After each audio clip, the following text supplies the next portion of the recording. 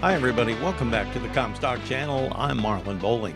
Well, yesterday, if you recall, if you were with me, I had a chance to visit with a young German farmer who was actively involved in the farmer protests around Germany, with similar actions being taken by farmers all across Europe and numerous other countries. And we had a chance to talk about how the geopolitical actions are impacting German farmers, how government regulations are impacting them. But now I want to continue my conversation with George Stiegler to talk about what lies ahead. How do the protests continue now that we're getting into the growing season for 2024? Be sure to like this video, subscribe to it by hitting that bell icon, and share it with others as well. I appreciate that. That helps our algorithm so we can grow this channel. But now I want to go back to our discussion with George Stiegler. He's a young farmer in what used to be East Germany. They already lost their ground once in previous generations when communism took over, but now they have been fighting hard since 1990 to regain that farmland. Now they're trying to hang on to it in the face of adversity.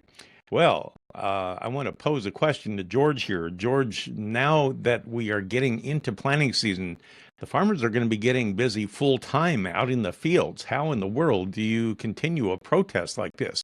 What is the plan moving forward? A bit. The big protests in the north western parts of Germany.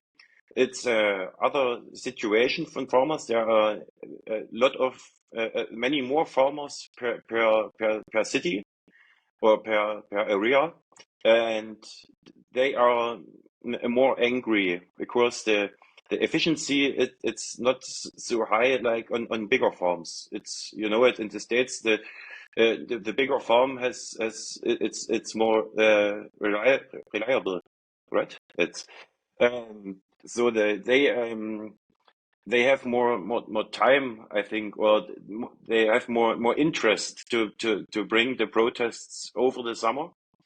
The other parts in Germany support them with so good as good they can, but most farms have not the many people to send some machinery or people to protests. So I think it slows a bit down, um, because yes, you said it. It's the growing season starts. I want to start tomorrow to plant some barley, the spring barley. It's it's at 12 degrees Celsius here, nice and sunny, and it's the time to go out in the fields, and it's hard on the mind. You see that the government it's not really interested in what we think or what we need.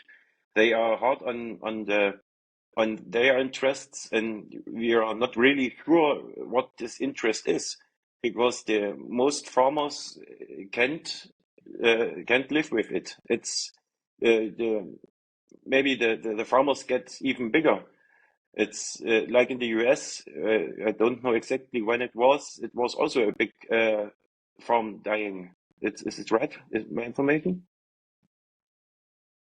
It's in the 1980s. If you could, I wanted to ask you, you're in what used to be East Germany, and I keep hearing reports that there is a lot of anxiety, a lot of concern about Russia Yes. starting to threaten Eastern Europe once again. Is that a real concern for you? Because I've heard your leaders in Germany talking about a big concern about a Russian attack. How do the farmers look at that? Is that a real threat? It's a big problem. We are the European politicans. I'm not really angry to the Russians. It's after the reunion, the European Union was established, and they go to Russia and they said no country between Germany and the Czech Republic and Russia goes to the European Union. And now more and more countries. Now it's Poland, Romania. It's a lot of countries who comes into the European Union, So it's a bit to understand the Russians are scared that it's the the the NATO. It's what can you help me? What's in English? You know the North Atlantic NATO. It's NATO. Yes, the NATO comes closer to Russia. It's a normal reaction to fight for themselves. What it, in my opinion, a big problem, or what was completely wrong, was the war against the Ukraine. It's only getting the fire hot, more oil in the fire. So I don't know exactly what to do. I used in my school time, I used to make some practice time in Ontario, and my bossman there was from the Black Forest, Bavaria, and they moved out in the 1980s on the same situation we have actually now. As when you see Berlin is, from my point, 3 hours with the car away. When they use some atomic bombs there, here in our area also is everybody dead. So it's not to understand for any farmer who thinks in generations, who protects their soil and their families and everything you have. Some politicans play this hard with fire. It's not necessary to fight this much against. And I don't know.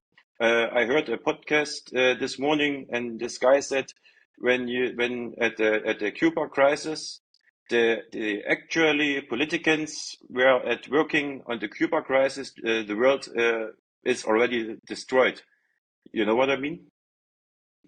Then and it's not more the big politicians who have some who can talk to each other.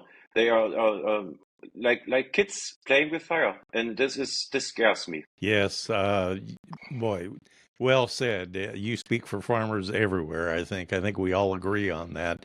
And I appreciate you saying that. Well, George, I really wish you the best. And is there anywhere that our viewers and listeners can find information about your protests?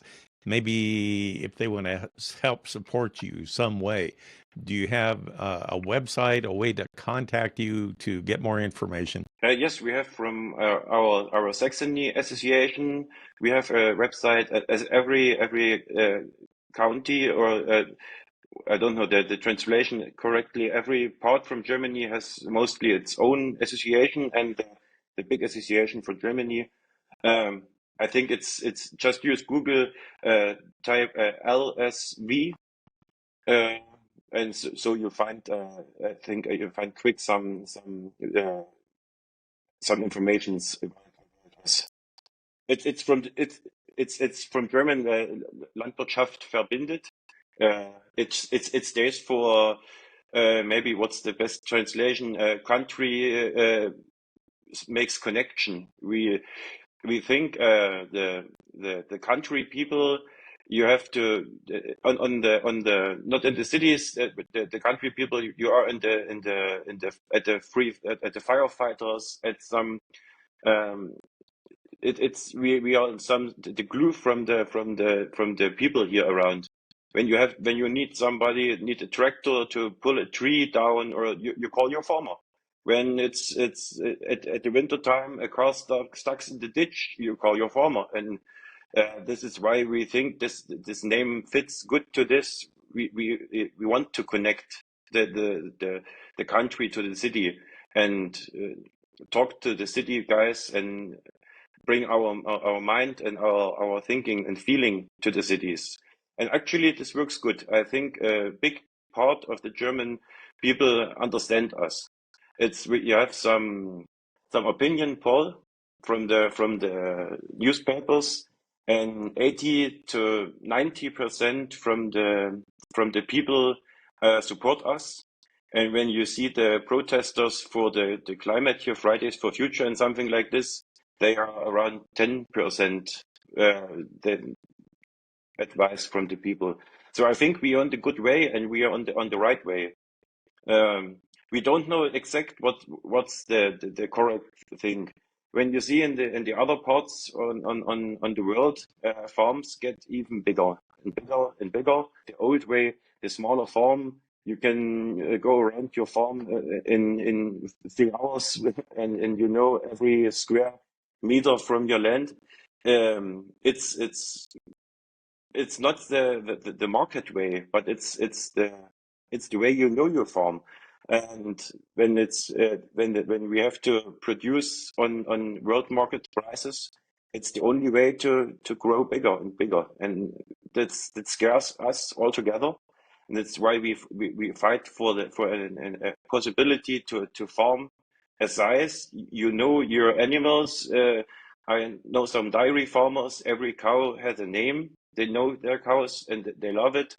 And when you have a dairy farm with 2,000 heads, it's only a number. It's not longer classic farming. I don't know how to say it correctly. But it's you have this big farm operation. It's like industrial farming, and I don't know if that's the right future. Well, again, I certainly wish you and everybody you work with all the best out there. I wish you a lot of success in your efforts in trying to get farmers so they're treated the right way in that part of the world there. Thank you for the update. I enjoyed talking with you. And if you would, I'd appreciate it if you keep us updated on how things are progressing there. Well, thanks. I'm glad I'm invited here, and we stay together. All righty. Thank you. George Stiegler with us from Germany. That'll do it for this particular episode here. And I appreciate you joining us. Hopefully, we'll get to talk more with George in the future here. Well, for producer Brianne Hendrickson, I'm Marlon Bowling. Catch you next time on the Comstock channel. Thanks for joining us on our Comstock YouTube channel. Don't forget, you can also find us on Facebook and TikTok as well.